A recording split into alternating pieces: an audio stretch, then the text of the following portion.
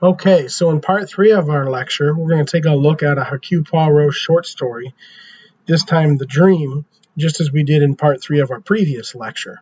The idea here today is to take what we learned by doing an inspectional reading of an article on Agatha Christie and apply those strategies and ideas to our analysis of this story and see what emerges. And what emerges ideally will build on what we've learned last time, build on that foundation while adding some new things, and that those new things will help us go further with our analysis of Hercule Poirot, but moreover continue to help us learn how to be good readers, good writers, and effective communicators. We're going to cover a few things here, so I want to do kind of an overview of this part of the lesson.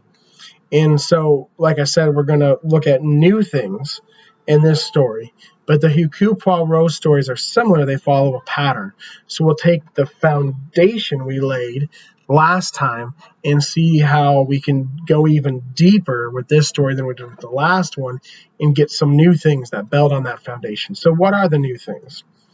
The first is the idea that the key clue to a difficult mystery is hidden in plain sight, at least in Agatha Christie's stories. And two, there's a real emphasis here and in the article we read on family, and with family, the social order within society. And when we think about family and social order, what do we make of betrayal by someone close to us? What are kind of the implications of that betrayal, which is the type of betrayal that happens in this story? Because Christie's stories often deal with family or social order, and often the killer is, or the bad guy is someone close to us in these stories. So what do we think of that? So the clue hidden in plain sight, betrayal within a family or social order, those are two new themes we're going to look at, but they build on what we studied last time. Finally, we'll use what I'm calling the reverse modern paradigm from Eric Martin's article to analyze the story. So in other words, Christie's stories also often follow a pattern, and Martin, the author of the article we just read, gave us a pattern for analyzing those stories. So he analyzed a novel called Murder on the Orient Express. We're going to take that pattern and use it to analyze The Dream. And a paradigm is like a model or a method. So from this, we'll be doing a very specific analysis, but you can then glean from that kind of an approach to use in general. That when you analyze a text, you need to figure out a method and use that method. And Adler's strategies from how to read a book are a very general method that you could use for almost any text. But once you start reading text in a certain genre, you might develop a more specific or refined paradigm or method. And so now that we're on to our second Hercule Poirot story, we can take what we did last time and using Martin's article, refine it, make it more specific, which is what we're going to do here. Finally, here's a quick summary of the reverse modern paradigm so that you have that in your head as we go. And so you have the world, which many see as disordered, and Hercule Poirot restores order to that disordered world. So as we go here and we look at these three themes, I want to do something I call recall, which is where we do like a review of what we studied the last time. But since we're looking at a story with the same main character by the same author, this recall is really our foundations. It's not just what did we do last time. It's what did we do last time and how can we spring off of that into an even deeper dive of the story. How does what we learned last time launch us, propel us into our analysis of this story? So a few things we learned last time, a few foundations. There was the relationship between author and audience, which is so important to understanding detective stories, but so important to understanding anything you read, and even more important to having success when you write. Remember, if you have a purpose, the measure of whether you achieve your purpose or not has to do with the audience's response. Audience is everything. If you take one lesson away from this class, let it be that. Audience is everything. So we saw an example of this in the story last time. Agatha Christie stories play with our expectations so that the mystery is difficult but still not impossible to solve. What made Agatha Christie famous was that her mysteries were like puzzles. They were so hard to solve, but they weren't cheats. You could solve them, even though they were very difficult to solve. That's what's made her famous and popular. And I thought this would be a really good illustration of the importance of the author-audience relationship. That would help you see the importance of that relationship in your own writing. Because we have certain expectations going into the story. Christie plays with those expectations. That's how she's able to effectively hide the clues we need to solve the mystery and make it difficult for us to find those clues. So how do we find those clues? Well, the second thing we learned that is an important foundation is being a demanding reader helps. So if we use Adler's tips and we are a demanding reader as we go, then we can find the clues we need to solve the mystery, even though Agatha has utilized our author-audience relationship to hide those clues. Thirdly, the rhetorical appeals. These are the strategies you'll use when you make and prove arguments, but Hercule Poirot uses them when he presents his case to the audience. He usually gathers together the suspects as well as a detective or someone who's assisting him, and he says, this is the solution. Now, he's right because he's a detective, but it's still a case he's making, a case he's building. Think about a detective trying to capture a criminal, or a lawyer presenting a case to a jury when they're prosecuting that criminal. They're making a case, and they have to be persuasive. Even if they're right, that might not be enough. They have to be persuasive. So they have to use these strategies, which are credibility, emotion, timing, and logical reasoning. And so you should use those in your writing as well. Okay, here's the dream. So what are the two new kind of things we've learned we're going to build on by having a second go at an Agatha Christie story? Well, we talked about how last time how the mysteries were difficult but not impossible to solve, and if we're a demanding reader, we can solve them. So let's expand on that. And how does Agatha Christie make the mystery difficult but not impossible to solve? Well, one of the ways she does that is by hiding the clues in plain sight. So in other words, this story is very solvable if you just read the right paragraph. And like I said in part one of this lesson, there's one paragraph that's the most important paragraph of the story for this reason. And so my question is, did you solve this mystery before the ending or not? I have to confess, once again I failed, once again I did not. But after I finished reading it, I went back, and as soon as I saw this paragraph, in fact, I remembered it, popped into my head. I didn't even have to go back and look. I said, that paragraph was the key. So here it is. He had known other millionaires, eccentric men too, but in nearly every case, he had been conscious of a certain force, an inner energy that had commanded his respect. If they had worn a patchwork dressing gown, it would have been because they liked wearing such a dressing gown. But the dressing gown of Benedict Farley, or so it seemed to Poirot, was essentially a stage property, and the man himself was essentially stagey. Every word he spoke was uttered, so Poirot felt assured, sheerly for effect. So the mystery of this story is that a guy is having a dream over and over again that he commits suicide, but he does not seem like a suicidal person at all. His friends, his family, he himself, they think this is a guy who would never commit suicide. But he keeps having the dream, and then he does. A conclusion we can draw from that is someone will want us to think his death is suicide. But as a mystery, it's very perplexing. It almost seems supernatural. And so what is the trick here? How is this happening? Well, the key the thread we pull that unravels this whole mystery is when Poirot meets the man and he tells him about his dream. It's not actually the man. It's an actor pretending to be the man. So this paragraph gives us all the clues we can pick up on to see that it's an actor. And if we realize it's an actor, we know the rest of the clues fall into place once we realize it's an actor. So how can we glean from this paragraph that it's an actor?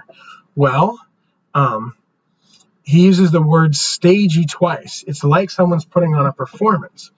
The first few sentences are key. He's talking about millionaires and eccentric people. Think of like famous celebrities in our society and how they have, reputations. And he's saying this doesn't feel like this is the guy.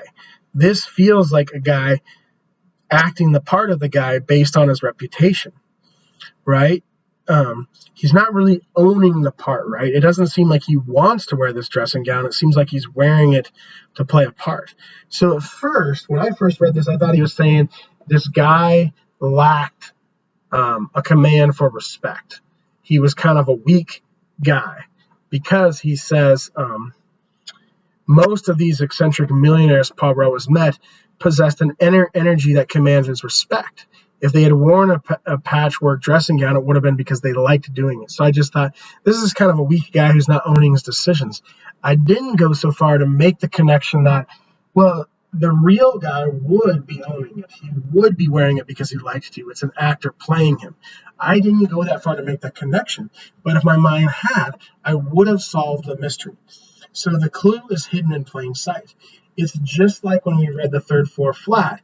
And even though it didn't seem like Donovan was the killer based on what we knew about him, if we followed his actions very closely, when he walked through the room by accident, we would have put together that he was the killer. So the clue is always there. We just have to know how to look for it. That takes demanding reading. So it's a little bit of a new insight. We're getting kind of more specific to how she hides the clues, but really building on what we learned last time. Here's another fairly new idea. The idea that her stories usually focus on some kind of family unit or some kind of group of people that have a connection. Even if they're not family, each story of hers has a group of people that are connected or brought together in some way.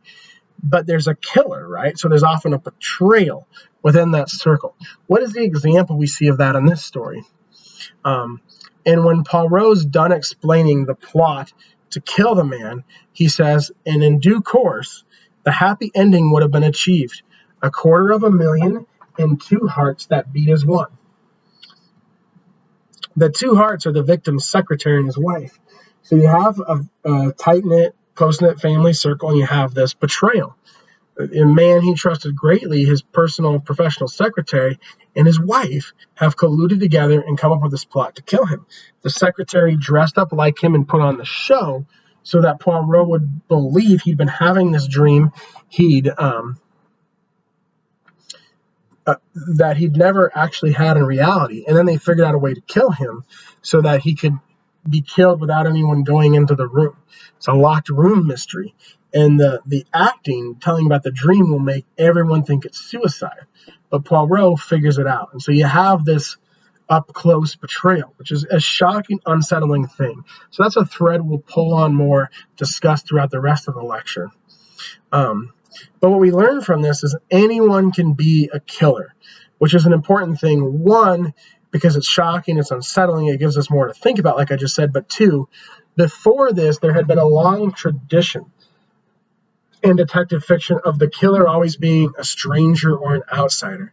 For example, the very first detective story, most argue the very first detective story ever written, is Edgar Allan Poe's Murders in the Rue Morgue. In this story, the killer turns out to be an orangutan that has escaped. And so it's not even a human person. And in a long tradition of stories after that, where you had like Sherlock Holmes, as part of that tradition before Agatha Christie, the killer was often a foreigner or someone who was like from the lower class of society. And so there was kind of like this inherent bias in detective stories until we got to Agatha Christie. And then Agatha Christie is much more egalitarian. The killer doesn't have to be like a foreigner or an outsider or an animal. It can be anyone. It can even be your wife or your personal secretary whom you trust immensely. And this is important for a few reasons. But one is diversity. If you're always making the killer, the bad guys belong to a certain part of society, that is like might have some like inherent kind of racism in it. And so Agatha Christie made a bold move here by saying the killer could be anyone.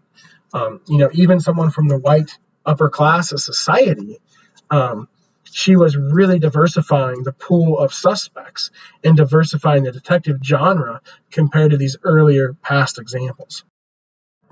Um, all right, so how can we kind of explore this idea that those closest to the man betray him?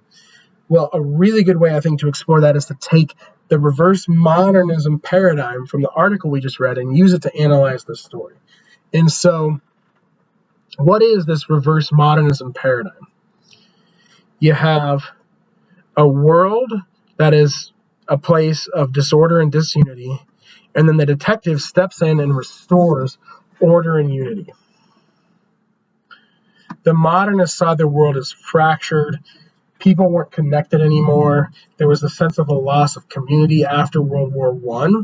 That's what those modernist writers like Faulkner and Wolfe thought of. And Faulkner and Wolfe had unreliable narrators, anti-heroes, characters that kind of furthered the idea that the world was disordered and disconnected, but explored it. Whereas Agatha Christie stepped in and said, no, I'm going to give you Hercule Poirot.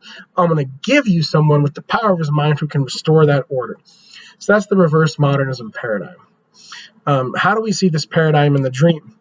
Well, the first half of it, the disorder, we see a man who does not seem suicidal, dreams about committing suicide over and over again, and then seemingly does.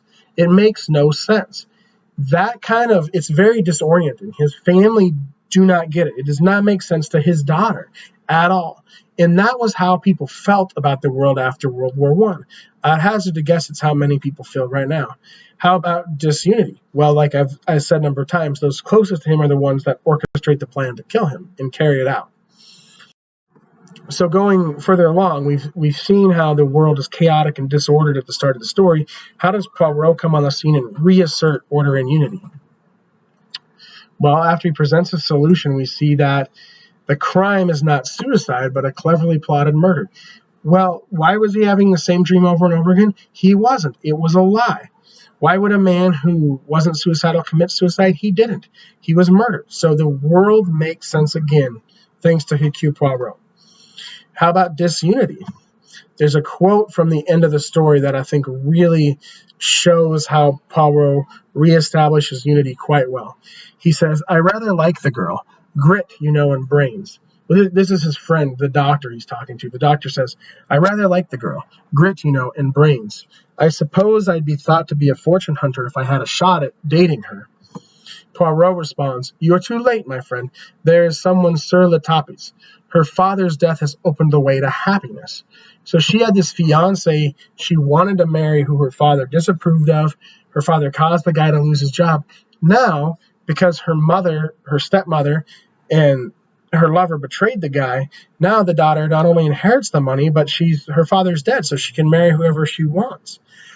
Something even as tragic as the murder of someone paves the way to happiness, opened the way to happiness.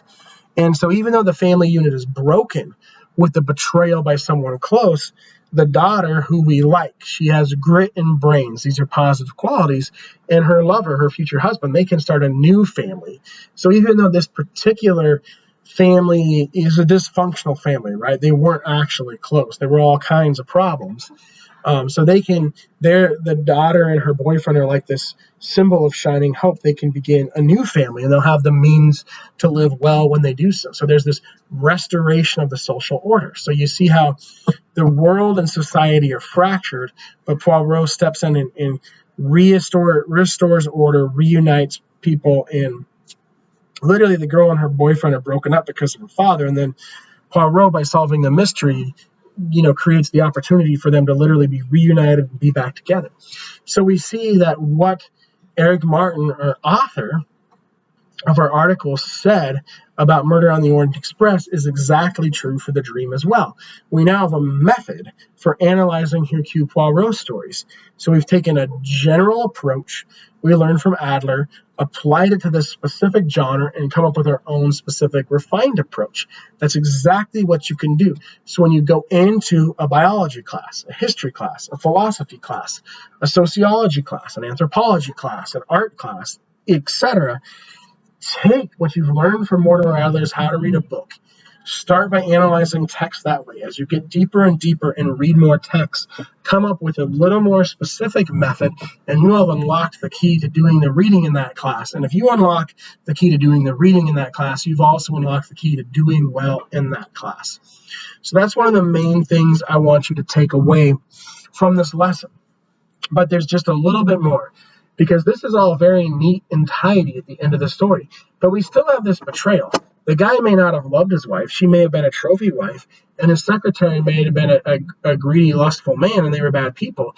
It is not all wrapped up that nicely. There's still this betrayal of someone close. So what do we do with that? What do we make of that? We have to come back to that question. And there's a couple of things the story does to kind of try to continue to answer that question. So there's two more quotes here I want to look at, which happen right after the quotes I just read. One is, again, his friend, the doctor, saying, take it all around. She had a pretty good motive for bumping off the unpleasant parent.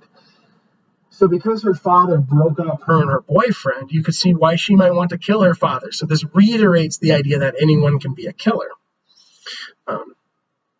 But then Poirot says, motive and opportunity are not enough. There must also be the criminal temperament. So you have the idea anyone can be a killer, but not everyone is. So you have the restoration of moral order. But I want to, further complicate the idea, because we keep going. That's like the last passage in the story. It's all wrapped up so neat and tidy. But the question I'm asking is, can we wrap up betrayal that neatly and that tidily? So, a couple of quotes from the article I think are useful. And the story that Martin analyzes, the novel, which is her most famous novel, and Murder on the Orient Express, we find on the train, the Orient Express, a train populated by people of all classes, of all nationalities, of all ages. So there are people from England and Russia and all these different places of the world, upper class, middle class, lower class, etc. But it turns out, with only a few conflicting clues at his disposal, Poirot uncovers the fact that all of the passengers on the train are related to the dead man through their connections to a certain American family. So they all loved and cared about the same person, and they all knew that person some way. So it turns out, even though they're from all different classes of society, all different ages, all different parts of the world, they have this one thing in common. So again, like in the dream, there's this restoration of the social order.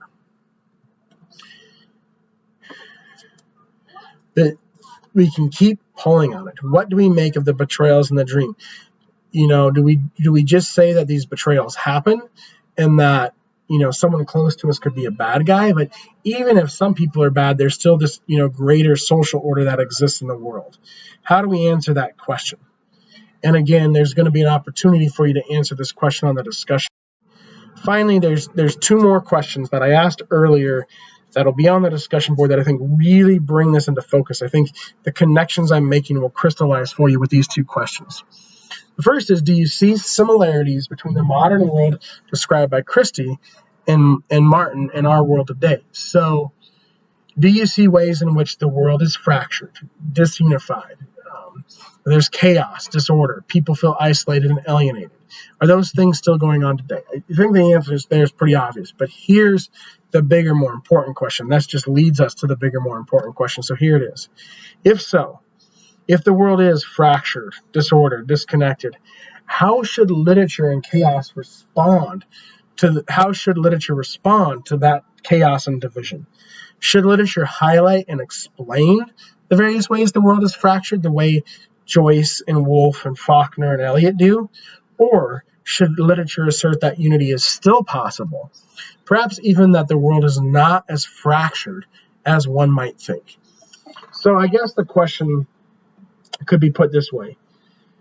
Does 2021, living in a global pandemic, does that remind you, or other things that were going on before the pandemic, do they remind you of the world, the things we've read today have described?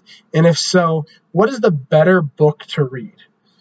Something by William Faulkner or Hercule Poirot, and why? I cannot wait to hear what you think of this idea. And as we go throughout the course, we'll bring this idea into the next things we read, and eventually you'll see how just thinking about this type of idea will make you a better reader, a better writer, a better communicator. That's what Mortimer Adler is pushing us toward. That's what I'm pushing us toward, because I think you can come out of this class as a brilliant writer, but I think you have to ask and try to answer questions like this, which don't necessarily have one right answer to become a great writer.